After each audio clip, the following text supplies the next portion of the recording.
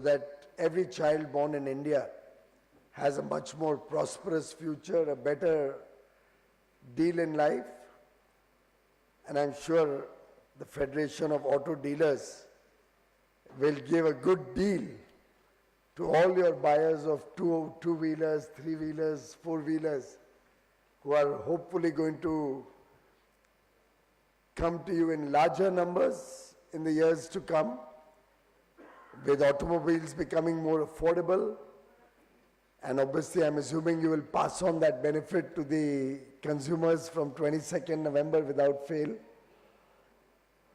22nd September, Navratri, first day of Navratri, you'll start passing on the benefits of the GST reductions. And therefore, when I met your leadership, and as I was talking to them and understanding the whole ecosystem, I realized that somehow over the years, while our focus has been with CM, with the auto majors, with ACMA, auto parts, with ATMA, the tire makers, etc., etc. Somehow your sector, which is the front-facing sector, the last man on the front, holding the fort, the interface between consumer and the industry. I never got a chance to really connect with all of you. Therefore, I readily accepted this request, and I'm delighted to do this.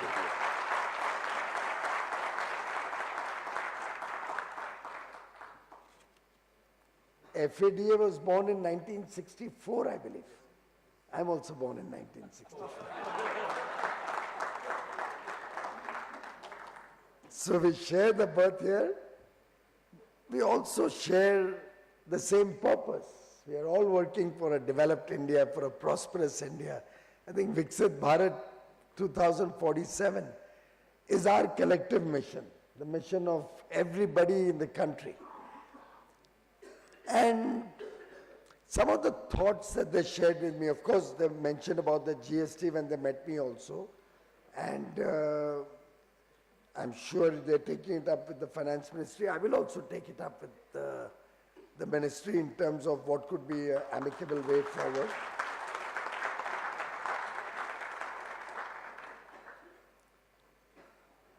But in some sense, your business practices, your ability to market the product ethically, your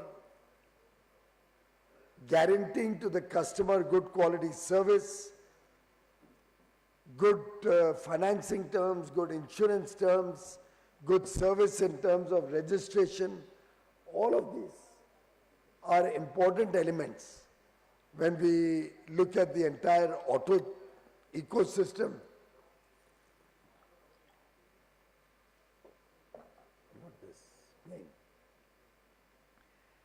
And I do believe that you're working as a bridge between the customer and the automobile industry places you in a very unique position. You can actually make or break the reputation of the auto companies also. How you work, what kind of service you give, defines the auto company's credibility and business also.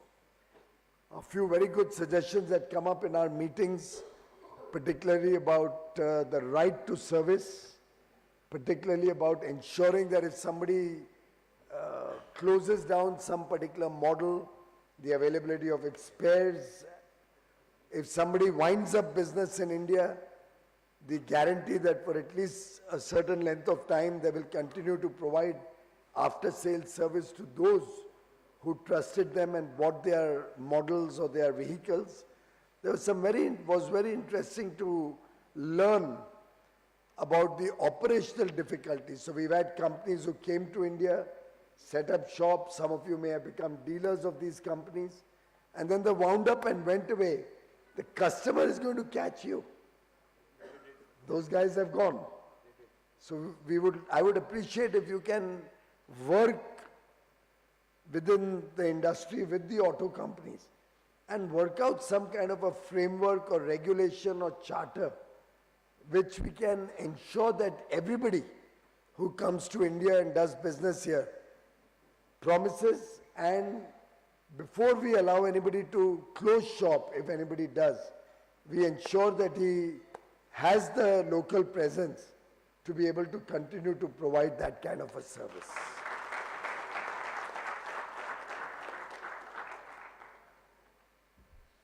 Well, we are looking at free trade agreements with many parts of the developed world.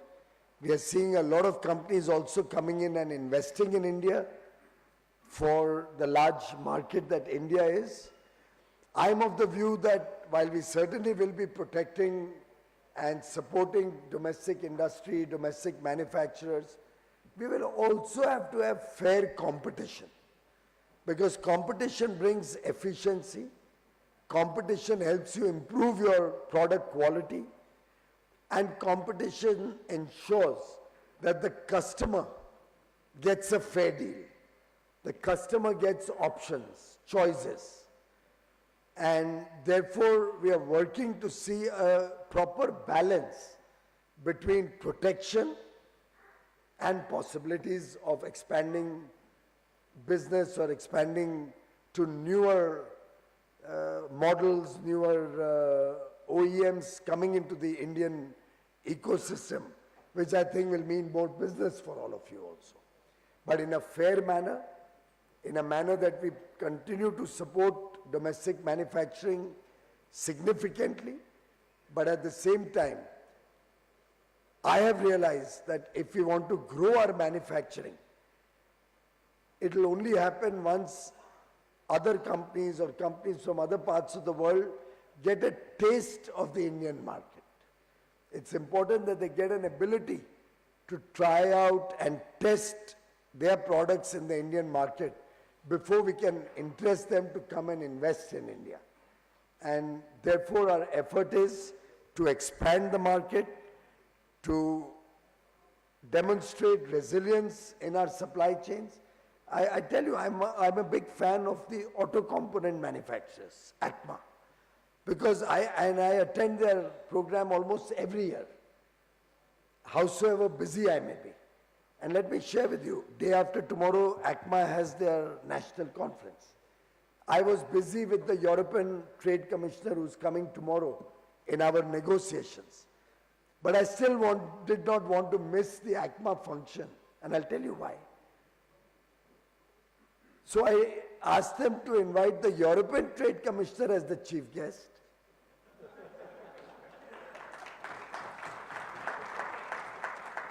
And I would accompany him so that I don't miss out meeting my friends in ACMA.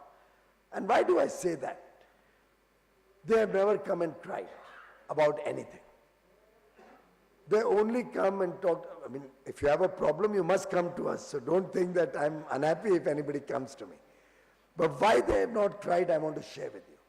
They've only come to me with a demand that give us access, open newer markets for us. Do FTAs with anybody in the world. Open the market for us, give us access in those markets, preferential access in those markets. And for that, if you have to open the Indian market, go ahead and open it. We can compete with anybody in the world. Look at their self-confidence. Look at their ability to compete with anybody in the world. By anybody, I mean everybody. They're just not worried about any competition. That reflects New India. That is the New India that we want to create. Our quality, our competitiveness should be so good that we are not scared of anybody in the world. And that is what I find when I talk to ACMA. And that is why now Maros Sharkovich and I both are attending ACMA's conference day after tomorrow.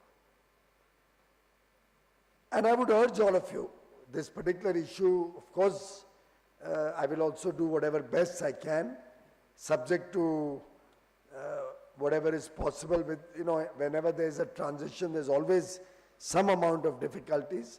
I'm sure the OEMs and you must be also working together to see how to ameliorate this issue. While you're working with the government, I think the OEMs also have a responsibility on this. But more importantly, I think we have to create a charter, create a framework in which we can ensure that all of you across the country, and I believe you told me some very big numbers of people who are directly and indirectly associated with your industry. 50 lakh. Almost 50 lakh people. How many dealerships would be there all over the country? 30,000 outlets.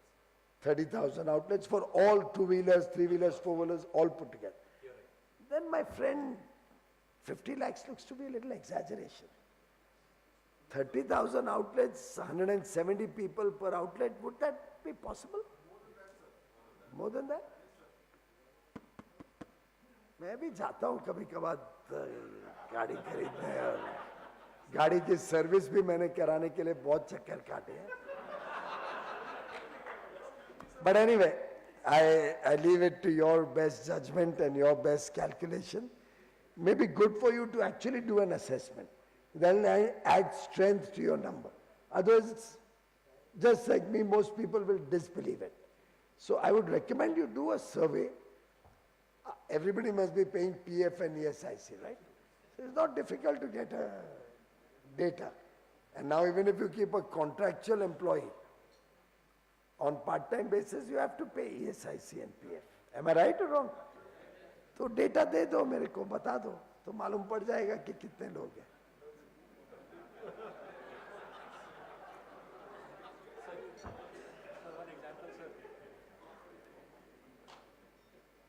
Because your business is all about trust. And we should not ever lose that trust. The day any of us loses that trust, either of your customer, the government, your OEMs, it'll be detrimental to business. Of course, you have all gone through that period in the past before 2017 when there were so many multifarious taxes and levies and duties. C-form, moving C-form, reporting C-form, files and returns being filed, octroi in Mumbai, entry tax in Navi Mumbai, test check nakas all over the place, creating hurdles in your work. I don't think any of you has forgotten the difference between what motor vehicle registration was in the past and what it is today. I do hope you appreciate that there's been a very serious effort and attempt to make it easier to do business, to make it hassle-free, to bring down the multifarious government officers coming and harassing you. Yet, if there are any other such areas in which we can make it easier for you to do business, whether by reducing your compliance burden, whether by reducing your processes and procedures that you have to follow, whether by making the policies of government simpler for you, any further improvements you want to recommend in any law for decriminalizing for petty offences, any improvements you want to suggest in the Motor Vehicles Act or any other laws related to your business, Shop and Establishment Act, Factories Act, whatever is relevant to you, your service centers would be covered under many laws. Please get back to us. Central, state or local body. If you can compile that for the center separately, states separately, because every state would have their own systems, and for local bodies separately. I can assure you that we will be your representatives, and we will take it up with every state, with every ministry in the government.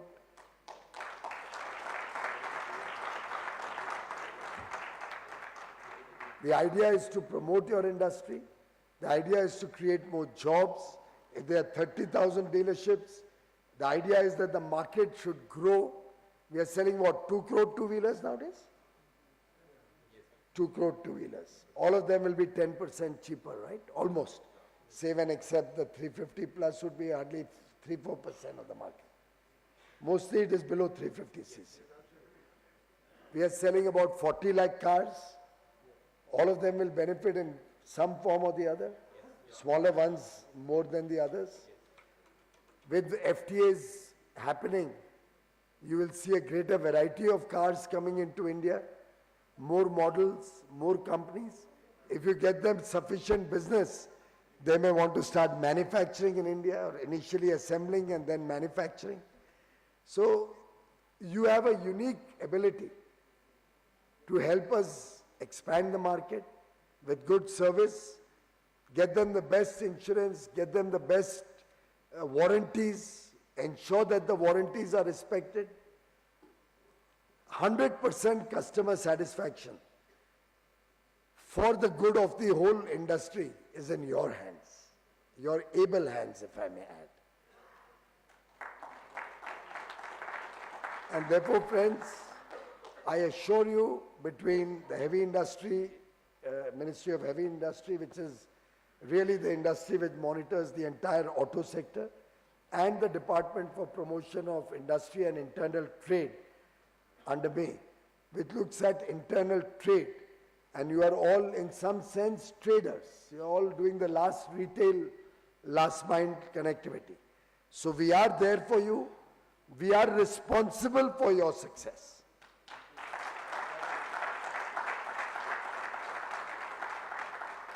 That was one of the first points they made when they came to me, that we don't know which ministry represents us. So I'm here to tell you that we are there for you because Modi government is one government.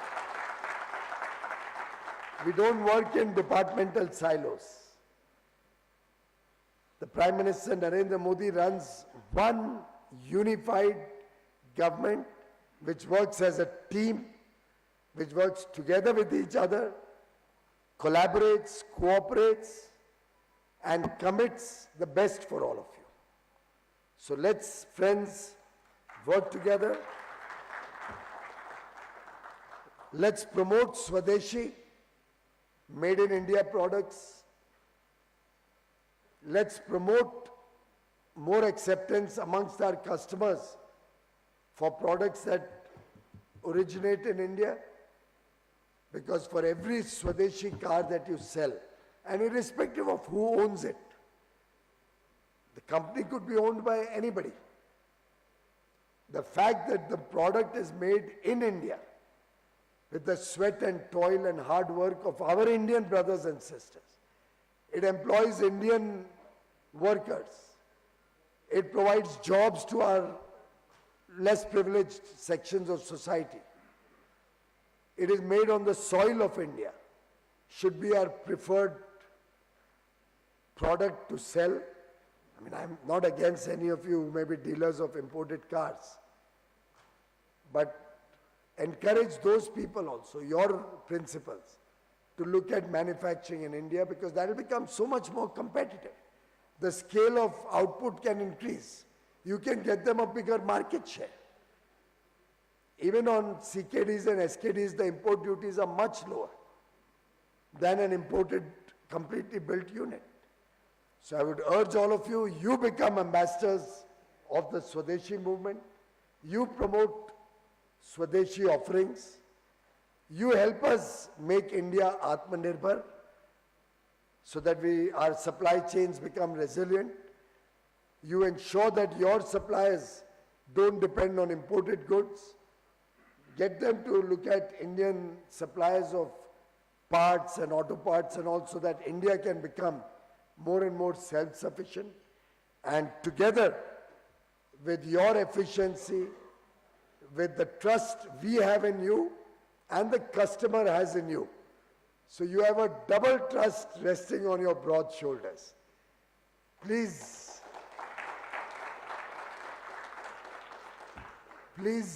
work jointly with us. We will be happy to make your businesses prosper with ease of doing business, lesser compliance burden, lesser fear of criminal action for small and petty misdemeanors, or at least an ability to right any minor wrong that may happen. Come up with ideas for decriminalization of laws, for reducing the compliance burden.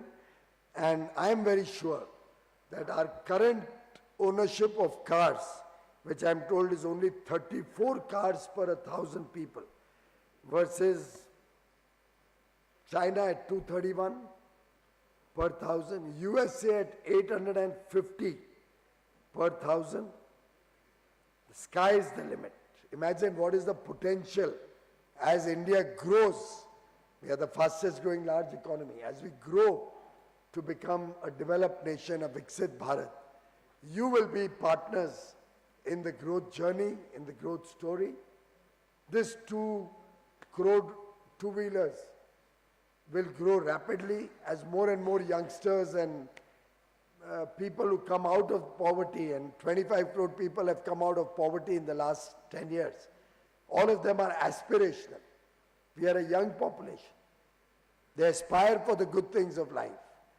They want a two-wheeler instead of a bicycle. The two-wheeler owner aspires to have a 1200cc automobile. Then the 1200cc automobile owner wants to have an SUV. And this aspiration, this desire for better and bigger is your business, is your future. And I wish this future well. We are at an inflection point. I see a big takeoff of your industry from now. And let's work together for a bigger, better and brighter future for all of you, for the entire industry, for all the auto dealers. My best wishes and my prayers for your continued success. All the very best. Good luck.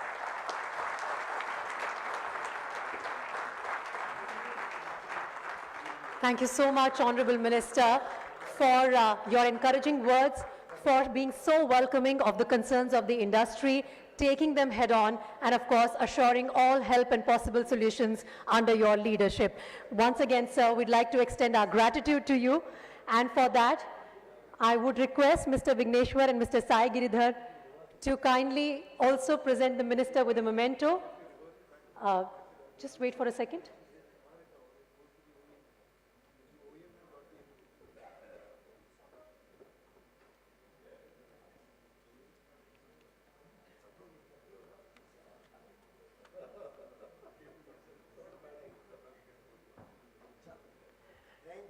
Thank you so much, sir. I'm sure there's plenty of discussion which will be taken forward following your gesture of gracing us with your presence today for the 7th Auto Retail Conclave. We really appreciate you taking time from your extremely busy schedule and making this possible. Thank you so much, sir. And with that, ladies and gentlemen,